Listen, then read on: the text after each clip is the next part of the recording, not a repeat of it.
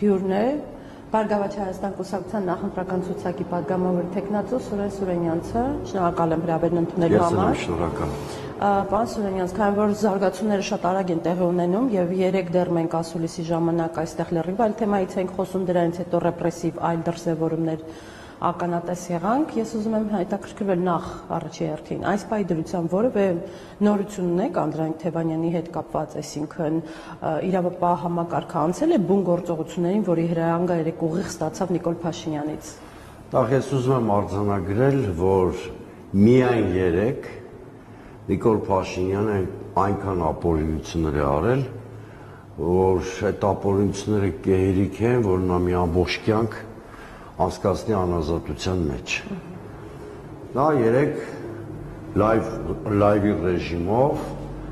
ապօրինի իրանքների մի ամբողջ փունջ է արձակել, Արադ Ցեմենտից սկսած, հետո Անդրանիկ Թևանյանի պատմությունը, ասեմ, որ նոր ինֆորմացիա չունենք, այն բանից հետո ինչ որ Նիկոլ Փաշինյանը հայտարարել է, տեղի է ունեցել արտառոց մի փաստ։ Վստահ եմ, որ համաշխարհային պատմության մեջ է, որովհետև ես գոնե, որ քաղաքագետ եմ եւ առնվազն մի քանի տասնամյակ ոչ միայն հայաստանյան, այլ նաեւ այլ երկրների ընտրական գործընթացների եմ հետևում, նման այլանդակություն առաջին անգամ եմ տեսնում, երբ որ վարչապետի պաշտոնը զբաղեցնողը նախ ազդարարում է, որ մի քանի ժամ հետո մարդու անուն եմ տալու, որը լրտեսությամբ է զբաղվել, հետո այդ հանդիպման ժամանակ ուղիղ հրահանգ է իջեցնում իրավապահ մարմիններին։ Այստեղ մի քանի շերտ կա։ Առաջինը, դուք գիտեք, հենց ինքն է այդ մասին անոնսավորել, որ Նիկոլ Փաշինյանը այս պահին պաշտոնապես գտնվում է արձակուրդում։ Եվ ընտրական օրենսգրքի պահանջն է դա, ոչ թե ցանկությամբ է գտնվում։ Հետևաբար իրավապահ մարմինները, նրան ենթակա կառույցները այս պահին նրան իրավունք չունեին որևէ բան զեկուցել։ Ուրեմն ապօրինի զեկուցել են հերիք չի։ Ինքն էլ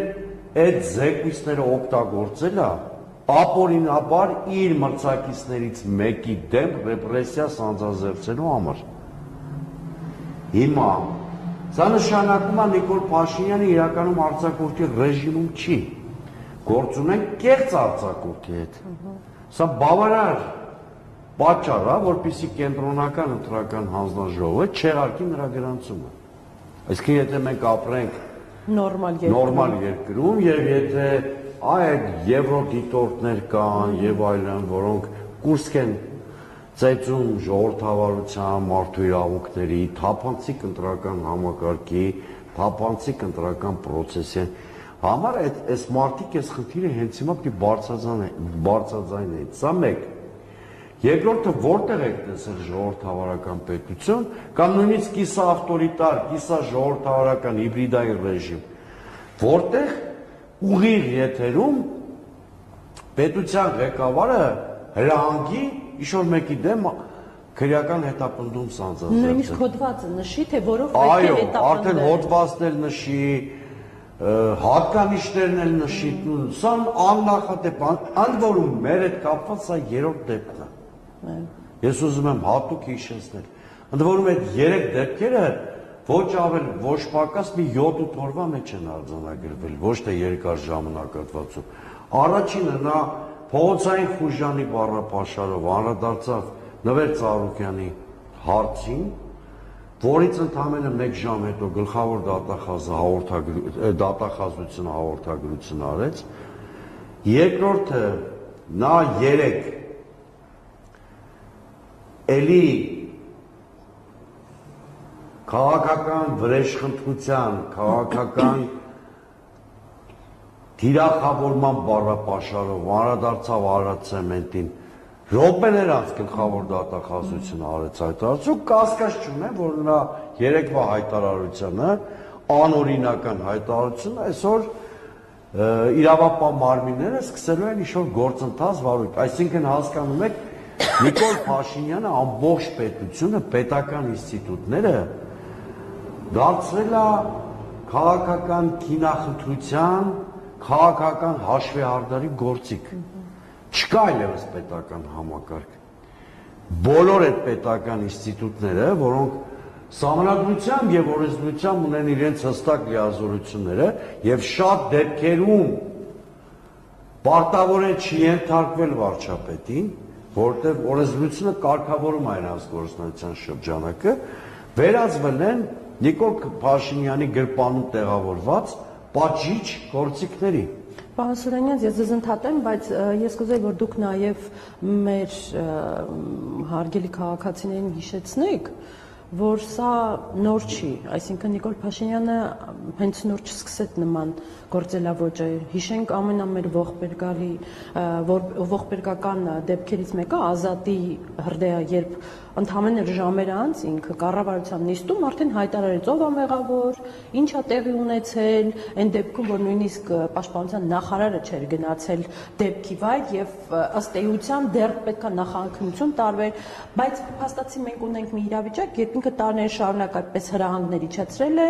իր ապահամակարգը կամակատար դա իրականացրել է, մենք բոլորս լռել ենք ու տենց անցել ենք, ու եկավ այսօր, երբ ինքը Քարոզ Արշավը վերածել է իր խաղի կանոններով, ինչ որ sense մեկ խեղկատակի թատրոն, խեղկատակ դիկտատորի կամ դիկտատորի։ Հիմա տեսեք, դուք ճիշտ եք, ես շատ լավ հիշում եմ կառավարության այդ նիստը եւ իր ցինիզմը։ Երբ որ մի քանի ժամ էր անցել, ինքը համարյա պատմում էր այդ սենյակում ինչա տեղի ունեցել, այդ կացարանը, որը մեղքա անգամ զորամաս անվանել է։ Հիմա,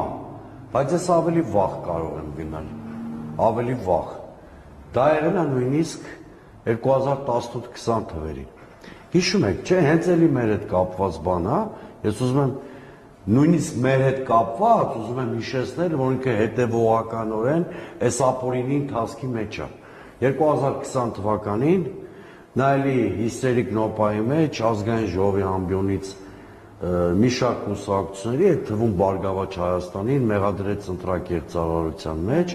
հետո մի հատ շինծուգործ հարուցեցին պարոն Ծառուկյանի դեմ, հետո այդ գործի բերումով պարոն Ծառուկյանը նույնիսկ 2 թե ավելի ամիս ազատազրկվեց, պատերազմի ժամանակ էր հիշում։ Առաջ ազատազրկվեց, մի քանի օր առաջ ազատազրկվեց,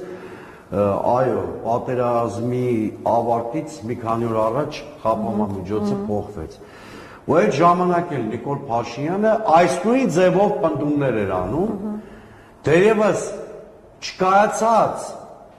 դատական ակտի պայմաններում մեղավորներ էր կարգում, ինչ ստացվեց։ Պարոն Ծառուկյանը արդարացվեց դատարանում, փշրվեց այդ մեղադրանքը, բայց այսօր ոչ մեկ չի հիշում, որ Նիկոլ Փաշինյանը ցինիկորեն ստել է։ Այո։ Այսօր ոչ մեկ չի հիշում, որ այդ ազատ հատի կացարանի վերսիան ըստ էության ջախջախվել է։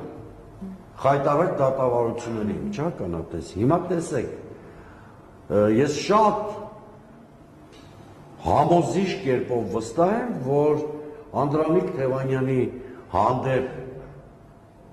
այս կեղծ մեղադրանքները փշրվելու են, բայց հենց տեսեք ինքը ինչ տոնով է խոսում։ Անեղության կանխավարկածի ինստիտուտի վրա թքածունի, բնականon եւ իրավաչափ քննության ինստիտուտի վրա թքածունի, ինքը որոշել է, հոդվածը դրել է, հիմա իր գրպանում տեղավորված քննչական մարմինները պարտավոր են այդ մեկ մարդու հիվանդ երևակայությունը ինչ-որ իրավական փաթեթավորում տալ։ Սա ծիծաղելիել չի։ Սա ողբերգություն է։ Ամենայն անկեղծությամբ սա ողբերգություն է։ Դե տոտալիտար ռեժիմ էլ ոնց ալու Հիմա տեսեք, նախ մենք մեր շատ ամուր զորակցություն ենք հայտնում մեր ընկերոջը, մեր թիմակցին, մեր գործընկերոջը Անդրանիկ Թևանյանին, ինչ էլ որ լինի, մենք չենք շեղվելու մեր իշխանափոխության հասնելու օրակարգից եւ բոլոր հնարավոր քաղաքական եւ լեգալ մեթոդներով զորակցելու ենք Անդրանիկ Թևանյանին, որտեղ Անդրանիկ Թևանյանի գործունեությունը թափանցիկ է եղել, բոլորի աչքի առաջ է եղել։ Երբեք նրա հաղորդորաբանությունը հեղափոխության հենց առաջին օրերից սկսած չի փոխվել, այսինքն նա միշտ քննադատել է Նիկոլ Փաշինյանի քաղաքականությունը, այդ քննադատությունը բավականին հիմնավոր եւ ռացիոնալ է եղել, եւ կյանքը ցույց է տվել, որ այդ քննադատությունների մեծ մասը ոչ միայն արդարացված են, այլ այն ինչ կանխատեսվում էր պարոն Թևանյանի կողմից, Անդրանիկի կողմից շատ հաճախ իրականություն է դարձել։ Հետևաբար հանկարծ ինքը չմտածի, որ այս կեղծ թիրախավորումով լաչառության հասնող պսևդո դատախազական կեցվածքով ինքը կարող է սпасանել մեր վճռականությունը կամ ինչ-որ հույսեր ունենալ, որ մեր թիմի ներսում հուսահատության ցեցա գցելու եւ այլն չի ստացվելու։ Դուք նշեցիք, որ ինչ է լինի, չեք շեղվելու եւ 3 ԲԿ-ի նախընտրական շտաբն էլ այդ հայտարարությունը տարածեց դատապարտող, որում նշում էր, որ չեք շեղվելու։ Բայց պարոն Սուրենյանց, տեսեք, բոլոր քաղաքական ուժերը բացառությամբ քաղաքացիական պայմանագրի վարում են, այսպես ասած, դասական քարոզարշավ։ Այսինքն այն ինչ որ պետք է, հանդիպումներ, միայն իշխանության ներկայացուցիչն է, որ ինչպես դուք քիչ առաջ նշեցիք, ինչ որ խայտարակ բառապաշարով, փողոցային խուլիգանի բառապաշարով է հանդես գալի, հրահանգներ է տալի իրավապահ համակարգին, որը վարքյանական սենց վազում է դրանք կատարելու։ Գուցե ինչ որ մի բան պետք է փոխել, որպեսզի այս քարոզարշավի այս սխալ ընթացքը մեղմվի կամ հասարակությանը վերջապես հասնի այն, որ մենք դեպի անդունդն են գլորվում։ Տեսեք, ընդհանրապես, այո, 18 քաղաքական ուժ անկախ իրենց տարբեր օրակարգերից, հաճախ նաև հակադրվող օրակարգերից, այո, մտել էին ծրագրային ընտրարշավի մեջ, բովանդակային, որտեղ ընտրական գործընթացը հենց այդպիսին լինի։ Եվ մեկ մարդ, որի մեջ միավորված է փողոցային խուլիգանի, ստախոսի, մանիպուլյատորի, դեմագոգի, կեղծարարի, հայրենիքի գողի, եւ կարող եմ այսպես ամբողջ մի 30 րոպե այդ հատկանիշները նշել կերպար, այդ մեկ մարդը ոնց որ փորձի ականապատել ընտրական գործընթացը իր վարքագծով, խոսույթով, ամեն ինչով։ Հիմա բնականաբար այդ 18-ն են ճիշտ եւ ինքն է սխալ, բայց բնականաբար գործ ունենք դժբախտաբար մի քաղաքական ուժի հետ, որի ձեռքին են պետական բոլոր լծակները եւ այսինքն իրանք ուզենք թե չուզենք, այդ ուժը որոշակիորեն ազդում է օրակարգի ձևավորման վրա։ Ես ձեր հարցի ենթատեքստը հասկանում եմ, իհարկե մենք պիտի մի կողմից չտրվենք սադրանքի եւ շարունակենք մեր ընթացքը, մյուս կողմից չենք կարող անտեսել այս ակնհայտ այլանդակությունները, որովհետեւ ոնց կարող ենք ձեր տալ, թե ոչինչ տեղի չի ունենում։ Երբ որ մեկը գողի պես մտնում է քո տունը, չես կարող տան բնականon ընթացքը շարունակես չնկատելու համար տուն ներխուժած ավազակին, հա, մոտավորապես այդ վիճակն է։ Ես կարծում եմ, որ մարտավարության որոշակի փոփոխություններ հարկադրված անելու ենք, ես երեք մեր բրիֆինգում էլ եմ ասել, այն հստակ մեսիջով, թե հասարակության ուղղված, թե իշխանության ուղղված, որ եթե այս ռեպրեսիաները եւ ընտրախախտության դրսևորումները շարունակվեն եւ հունիսի 7-ը ինքը ապօրինաբար փորձի դարձնել իր վերարտադրության օր, ստանալու է հեղափոխություն։ Այսինքն մենք պիտի կարողանանք էլեկտորալ այս process-ը մենք լավ ենք անում, որ ընտրություններին հավատում ենք եւ հասարակությունը այսինքն կարողանանք այս process-ը փորձի միքս արել, որտեղ միակ բանը կարող է կաշկանդել, կամ երկու բան, որը կարող է կաշկանդել Նիկոլ Փաշինյանին, որը ակնհայտորեն դիկտատորի հակումներ ունի, ակնհայտորեն, կարող են մի 10 հատկանիշով դա ապացուցել, երկու բան կարող է իրան կաշկանդել, ընտրություններին հասարակության շատ ակտիվ մասնակցությունը, ինչի պարագայում կեղծարարության հնարավորությունները սահմանափակվում են եւ երկրորդ, եթե նա վախեր ունենա, որ ընդդիմությունը ի վիճակի է շատ ակտիվ փողոց գեներացնել։ Բոլոր ավտորիտար կամ դիկտատորական հակումներ ունեցող մարդկանց այս երկու գործոններն են կաշկանդում, որովհետև իրենց ընտրությունների դատավոր համարող արևմտյան ինստիտուտները խուլ ու համր են դարձել աշխարհաքաղաքական շահերից ելնելով, այսինքն իրենք Ալիևի երջանիկ վասալին եւ իրենց սատելիտին են պաշտպանում, աշխ փակելով նրա բոլոր այլանդակությունների վրա, բայց եթե օրինակ հիմա ես փորձեմ մի խոսույթ օգտագործել, անգամ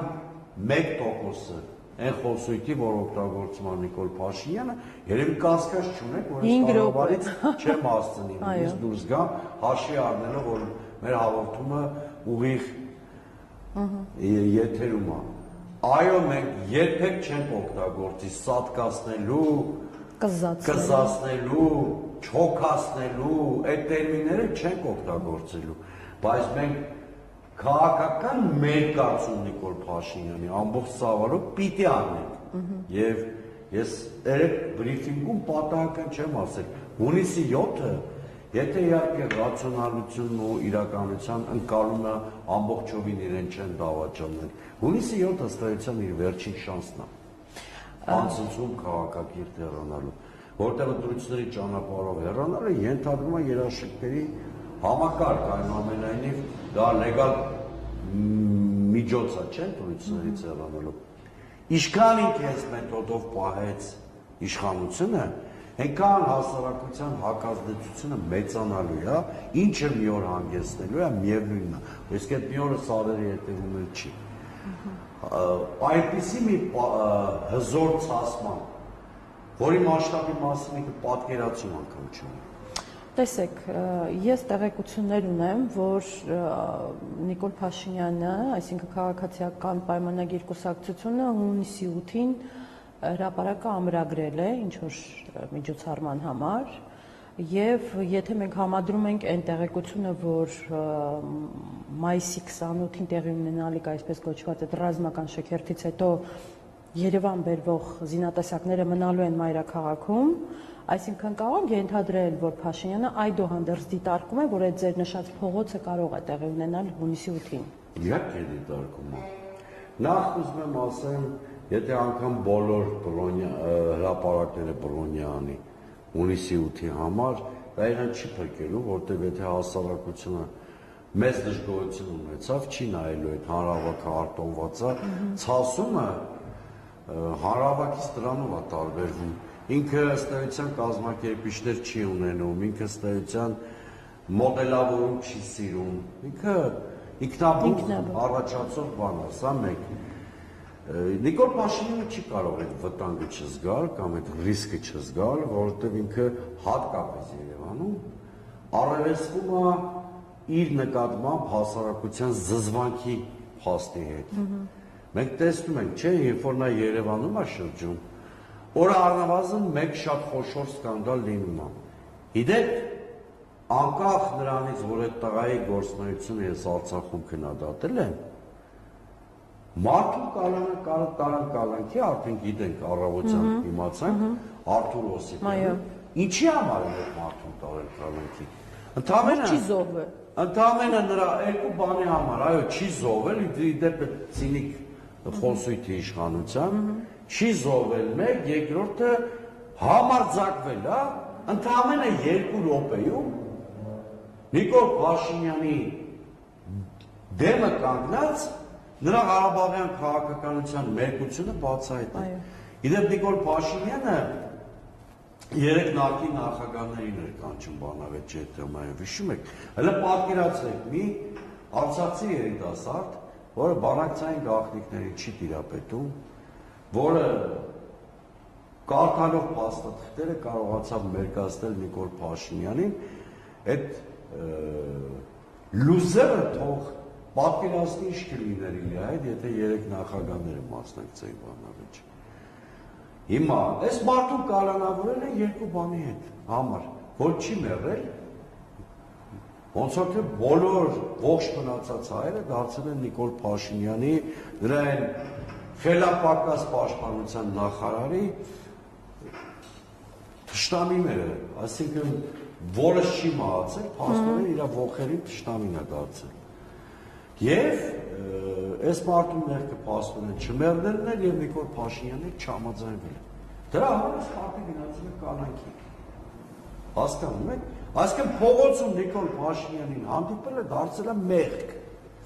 Դե եթե Կամ այդ հղի կնոջ պատմությունն ալնելու մանալու են մարդիկ։ Ես ուզում եի դա հիշեցնել, որ եթե մեր երկրում նախընտրական պաստառ պոկելու համար մարդուն հասցնում են հոգեբուժարան եւ Իդեպ ընտրաշան նաև դրանով տարբերվեց։ Եկեք չասենք ինչ։ Դրանով տարբերվեց։ Տեսեք 2008-ին էլ է դաժան բանը ունեցել, բայց այդ հետընտրական կոշտ բախման ընթացքում է տեղի ունեցել 10 զոհերի։ Բայց որ նախընտրական փուլում քաղաքական պատճառով մատմանար։ Այո։ Այն էլ իշխանության ռեպրեսիայի հետևանքով։ Սա ուղղակի նախ այդ պաստառ պոկելը ես ուզում եմ մեր հեռուստադիտողներ իմանա, դա քրեորեն պատժելի արարք չի։ Չի խրախուսում, բայց դա քրեորեն պատժելի արարք չի։ Դա վարչական իրավախախտում է, որի համար 100 թե 150 հազար դրամ տուգանք է հասնում, այսինքն այդ մարդուն ազատությունից զրկելու իրավունք էլ չունեին։ Բայց քանի որ նորին գերազանցության պաստառն էր պոկել, իսկ այն բանը է դիկտատորական։ Սա եւս մեկ ապացույց է, որ մեր երկրում որևէ գերատեսչություն իր տեղում չի, որովհետև եթե այս դեպքը լիներ, չգիտեմ, ուրիշ երկրում, դրա հետքով կգնային նույն ՄԻՊ-ը, իսկ մեր մոտ ՄԻՊ-ը ինչ որ անատամ, ողնաշար հայտարարություններով է շարունակում հանդես գալ, այն դեպքում, երբ Նիկոլ Փաշինյանին է սկսում պաշտպանել, եւ ես հիշում եմ, մենք տարիներ առաջ իրեն ՆԻՊ էինք կոչում, հենց Նիկոլ Փաշինյանի իրավունքների պաշտպան, ես կարծում եմ ոչինչ չի փոխվել, մեր երկրում որևէ ինստիտուտ իր տեղում չէ։ Բոլորի ղեկավարը, դիրիժորը Նիկոլ Փաշինյանը դրա համար այսօր իրենք, բայց լավ, ինչ անենք, որ այս փակուղուց դուրս գանք։ Լավ, ես ուրիշ բան ձեզ ասեմ։ Տեսեք, ինքը մենակ Անդրանիկ Թևանյանի հասցեին այդ ստոր մեղադրանքը չի հնչեցրել։ Հնչեցրել է նաև Իրեն հիմքետ էլ չէ։ Ընդդիմության 3-4 լիդերի մասին։ Այո։ Եթե մենք նորմալ երկրում ապրենք, հիմա իրավապահ մարմինները Նիկոլ Փաշինյանին տիկան չեն, կամ ինքը բոլորիս ըստ էության լրտեսության ինքնին ներկայացնել ապացույցները եւ մեր նկատմամբ ասենք քննչական գործողություններ լինեին, կամ պիտի սուտ մատնության հոդված դրվեր Նիկոլ Փաշինյանի վրա, ծանր զրպարտությունը դուրս տվել ընդդիմադիր լիդերների հասցեին։ Այո, փակուղի է, բայց փակուղին երկու ելք ունի։ Առաջինը ակտիվ մասնակցել հունիսի 7-ի ընտրություններին, գեց դրանից էլ վախեցած փորձում է հասարակության ակտիվության մակարդակը նվազեցնել։ Հենց այդ նպատակով անում։ Եվ երկրորդը պատրաստ լինել ակտիվ փողոցի, եթե իշխանությունները կգնան այլանդակությունների։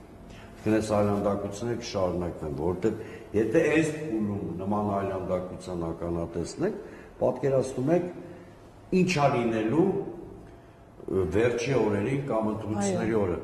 Այսինքն բանաձևը շատ պարզ է։ Այդ ես միջև Քարոզ Արշավն եմ ասել, միջև այս ամեն ինչի պաշտոնական մեկնարկն եմ ասել։ Ընտրություններ գումարած փողոց, այս միքսն է, այս բանաձևն է հաղթելու Նիկոլ Փաշինյանին։ Ինքը պիտի մանևրի բոլոր հնարավորություններից զրկվի։ Այդ դեպքում ոչ մի Վենս, ոչ մի Մակրոն, ոչ մի Կայա Կալաս իրեն չի կարող փրկել, ոչ էլ իր սիրելի պատրոնը Իլհամ Ալիևը։ Հələ տեսեք ինչ խոսույթ է զարգացնում։ Ասում է, ձեզ թվում է Հայաստանում միշտ 90% հայերեն ապրեն։ Այլավել ոնց լեգիտիմացի, հասարակության ադապտացի վիճակին, որ պետք է ադրբեջանցիներ գան Հայաստան։ Ո՞վ նախապատրաստ։ Բազա չէ չանում։ Ու դու ոչ մի այսպես կոչված անաչափ քաղաքագետ դրանից բուսնում են, չէ՞։ Դենց իբր անաչառ են, դենց բոլորին, դենց նույնական գնահատականներ են տալի, բան։ Դու ոչ մի անաչափ քաղաքագետ պրոպագանդիստ չփորձի, հա, հեքիաթներ պատմել, որ Նիկոլ Փաշինյանը պատմական էքսկուրս է անում։ Բա որ պատմական էքսկուրս է անում էր։ Չուզեց հիշել, որ երկրի շնորհիվ է, որ հայությունը ստեղ մեծամասնություն է կազմել, ոնց դարձանք սուբյեկտություն։ Թե արդեն ձեռ չէր տալիս։ Ձեռ չի տալի։ Եթե հիշում եք, ինքը հայոց ցեղասպանության մասից էլ հարաբերս չգիտի։ Բայց հայոց ցեղասպանության մասին էլ մի քանի տարի առաջ ասեց, որ դեռ պետք է հասկանալ ինչ է ինքը ընդհանրապես պատմություն չունի, թեզերը բերում դնում են դեմը, այդ թեզերի մեծ մասն էլ մշակում է Բաքվում։ Դնում են դեմը ինքը այդ թեզեր առանց հասկանալու շատ դեպքերում էլ հասկանալու եւ նեյգաբար մեր քաղաքակրթական ազգային պետական արժեքների դեմ խոսել։ Ես կարծում եմ ինքը հասկանալով է դա անում։ Իրան այդ հիշում եք մի քանի տարի առաջ ասում են դե հիվանդ մարդաբանի տեղից դնենք ինքն էլ չէ կարծեմ ասում որ այդ ձև են ասում թող ուշադրություն չդարձնեն դե հիմա հիվանդ մարդ է ես ին գործը առաջ տանեմ կարծեմ ինքն էր հենց նման բան ասում այ հենց ամենասխալը մեր դրանում է որ մենք միշտ իրան համարում ենք այդպեսին բայց ինքը իր գործը տարել է առաջ հիվանդի կանխավարկածը իհարկե Նիկոլ Փաշինյանի ես հոգեպես եւ վարկագծի առումով կայուն մարդ չեմ համարում բայց դա չի նշանակում որ մենք իր քայլերին դինայինք գժի կանխավարկածի պրիզմայով հստակ իր գիծը տանում է առաջ ինքը հատկապես ներքաղաքական հարցերում շատ լավ գիտակցում է իր շահը շատ լավ գիտակցում է իր օրակարգը շատ լավ պատկերացնում է այն ճանապարհային քարտեզը որով պիտի գնա այսինքն ինքը եթե մենք մոտեցանք իր վարկագծին եւ մեր գնահատականները կառուցեցինք գժի կանխավարկածի պրիզմայով մենք տանուլ ենք այո որովհետեւ այո նա հոգեկան կայունության հետ կապված շատ խնդիրներ ունի բայց նա անում է շատ սառնասիրտ մտածված նույնիսկ իր հիստերիան կառավարվող են ավելի քան վստահ Քանի որ դուք հիշատակեցիք մեր նախկին նախագահներին, ես ուզում եմ հարցս ձևակերպել նրանցից մեկի բնորոշմամբ։ Ազգակործան պատուհասի հաջորդ քայլերը որոնք են լինելու ձեզ։ Էսկալացիայի խորացումը իմ պատկերացմամբ նա տիրապետում է տեղեկատվության, որ քիչ թե շատ ցիվիլ, քիչ թե շատ օրինական ընտրությունների պարագայում ինքը պարտություն է կրելու Եվ ինքը միտումնավոր գնում է սադրանքի երկու նպատակով կամ հրավեր քաղաքացիական բախումներ որպիսի իր ռեպրեսիաների ինչ-որ կերպ կարողանա լեգիտիմացնել այ ասի բախումներ եղան ստիպված այս բաները արեցի այս բոլորին կալանավորեցի եւ այլն կամ այդ նպատակով կամ ծայրահեղ դեպքում նույնիսկ ընտրությունները հետաձգելու Կարող է նույնիսկ Զելենսկու օրինակը, չէ, այսինքն ռազմական դրություն մտցնի ու հավերժ մնա։ Դրա համար ես ասում եմ, ինքը հիմա տանում է արհեստական էսկալացիա գեներացնելու սադրանքի, մենք պիտի կոշտացնենք մեր մարտավարությունը, բայց չտրվենք այդ սադրանքին։ Ակնհայտ է ինքը ինչ անում։ Որովհետև ունից անում է կամ փորձում է ունից անել իր մրցակիցներին, փորձում է նրանց մղել չմտածված կոշտ քայլերի քաղաքական, բայց չմտածված։ Մենք պիտի նույնիսկ շատ կարծր կոշտ մարտավարությունը խիստ հաշվարկված մեր պիտի լինի, բոլոր դիսկերը հաշվի առնելով։ Նիկոլ Փաշինյանին լայնածավալ ռեպրեսիաներ անելու ալիբի չպիտի տանք մենք։ Սա է նպատակը եւ ցանկությունը։ Լավ Հուսանք, որ լավ կլինի, բայց այսօր մեր հեռուստադիտողներին խնդրենք, որ օպերատիվ հետևեն մեր հաղորդագրություններին։ Իհարկե շատ կուզենամ, որ գոնե մի դեպք լինի, որ իրավապահ մարմինները քաջություն ունենան Նիկոլ Փաշինյանի ապօրինի իրավունքը չկատարեն, բայց եկեք մանկական պատրանքներով չապրենք։ Երեկվա դրությամբ տեսանք, որ տես չի։ Մանկական պատրանքներով չապրենք, Նիկոլ Փաշինյանը ապօրին իրավունք է տվել, այդ նշանակում է առաջիկա ժամերին օրվա ընթացքում պետք է սպասել իրավապահների նոր ռեպրեսիաների, նոր ապօրինությունների, այնպես որ մեր հեռուստադիտողները թող հետևեն մեր պաշտոնական հաղորդագրությունների, գուցե ըստ անհրաժեշտության նաև ուղիղ միացումների, որովհետև կրկնում եմ, մենք բոլոր տարբերակների, սցենարների համար ունենք մեր գործողությունների հստակ պլանը եւ որևէ բանից անակնկալի չենք գալու։ Հաջողություն եմ մաղթում։ Շնորհակալություն։ Կհանդիպենք։